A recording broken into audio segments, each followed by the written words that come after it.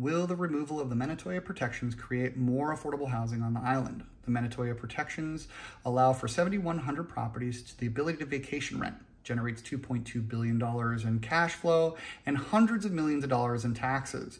The question, or the running theory is if you take away the ability to vacation rent, will they thereby become residential and therefore more affordable?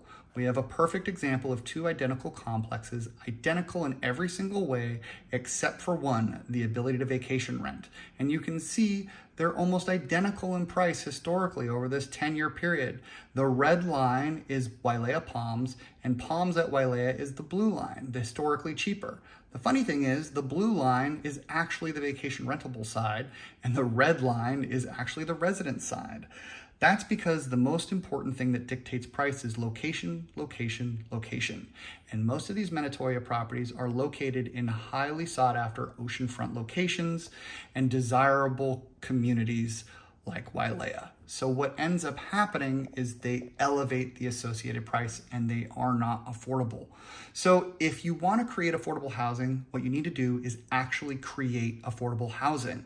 We did this by incorporating and funding Nahalio Maui with John Anderson. This is something that we worked very diligently on as a family and spent years working on it. And I highly recommend you look at my radio show because it's affordable housing in perpetuity. Do I think it should be the only option? Absolutely not. We need a diversified economy and a diversified set of opportunities in terms of property ownership.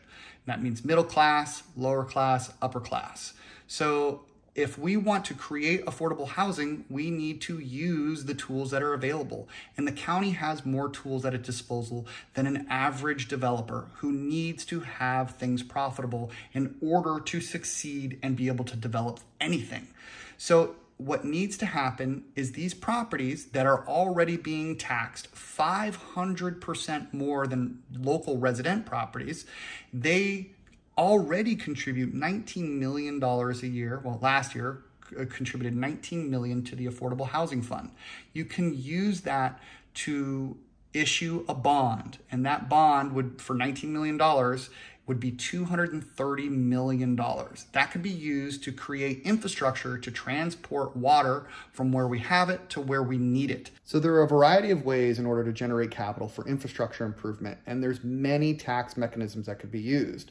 I can go on, but at the end of the day, the point is that these developers of affordable housing projects are actually not making money. They have to subsidize those costs in order to be able to create that affordable housing. And unless you see that happening, it's just simply not going to be getting built. And you can look at Haleakaiola and North Kihei, a project that was just recently finished. 40-unit duplexes, some of the more affordable complexes to build. They're still losing $100,000 to $200,000 per unit. So the county's burning through developers left and right, and those guys haven't even been reimbursed yet. So how are they supposed to work on to another project or put capital forward?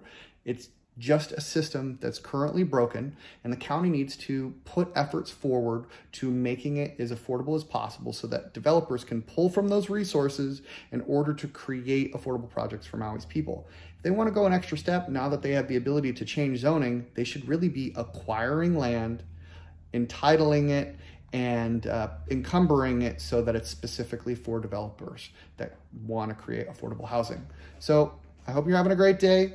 If you have any questions, feel free to comment below, and I will be putting my radio show right down there in the comments about Nahalio Maui. Aloha.